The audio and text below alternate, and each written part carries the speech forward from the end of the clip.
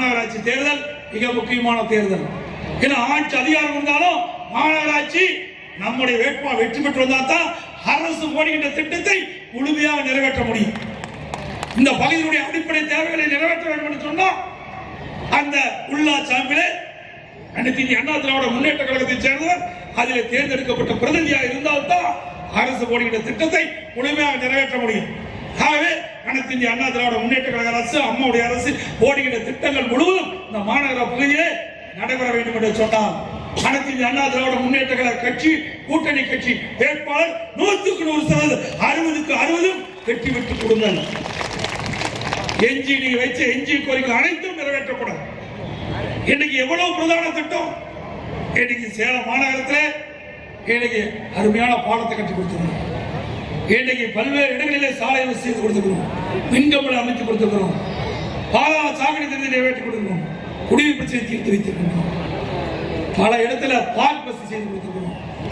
அதான் இன்னைக்கு அடிப்படை வசதிகள் என்னென்ன வேணுமோ அத்தனை செஞ்சிருக்கோம். ஸ்மார்ட் சிட்டி 1000 கோடியில பணிகள் இன்னைக்கு நடைபெற்றுக் கொண்டிருக்கிற சேலம் மாநகரத்தில் இதெல்லாம் செஞ்ச அரசு எங்களுடைய அரசு என்பதை 3 ஆண்டுகள் நிறைவு பெற்று 99 மத்திய பெற்று வரலாற்று சாதனை படைத்தவர் நம்முடைய முதலமைச்சர் அண்ணன் எடப்பாடியார் என்பதை புரட்சிக்காக அம்மாவுக்கு பின்னாடி 1.5 கோடி தொண்டர்களின் நாடி துடிப்பாய் இதயமாய் கழகத்தை கட்டி காத்து வரும் முதல் கொண்டு மாவட்ட செயலாளர்கள் முதல் கொண்டு வேண்டுகோள் வைத்தாலும் இல்லை நாம் என்னுடைய கருணாநிதி 1 லட்சம் என்று அறிவித்தார்.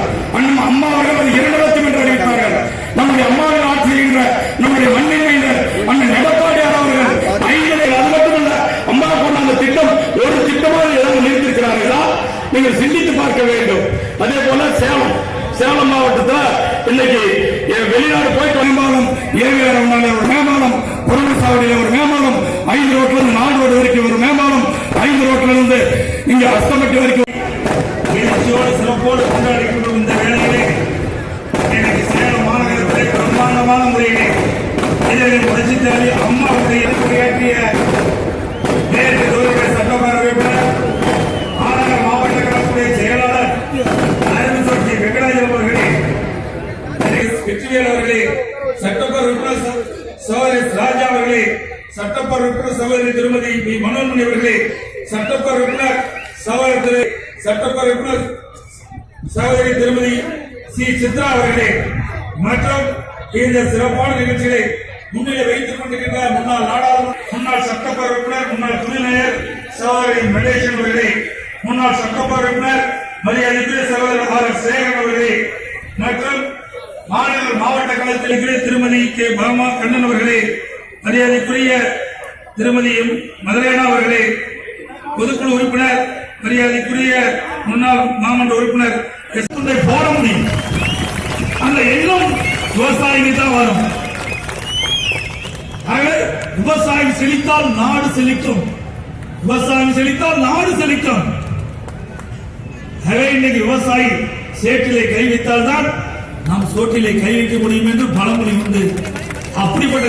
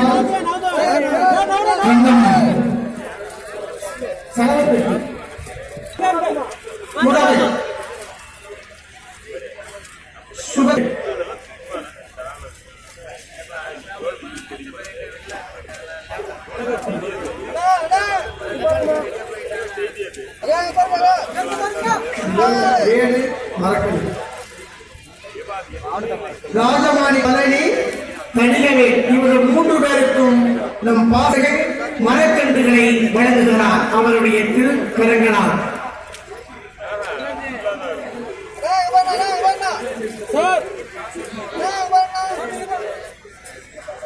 நம் பொன்மனத்தை புரட்சி தந்து வருகிறேன்.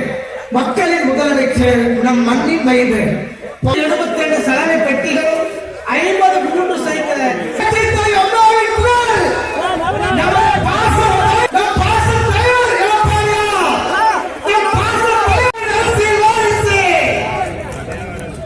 சைக்கிள் உள்ளத்தில் வாழ்வையும் சொல்லி தூய்மையும் சொன்னதையும் செய்து சொல்லாதையும் செய்து முடிக்கும் முத்தமிழ் நாட்டின் முதலமைச்சரே, இதோ 16,382 கோப்புகளில் 3 ஆண்டுகள் எங்கள் முதலமைச்சர் எடப்பாடியா. இதோ நம் பாசத் தலைவருக்கு நிறவான ஆசிரியர்களானே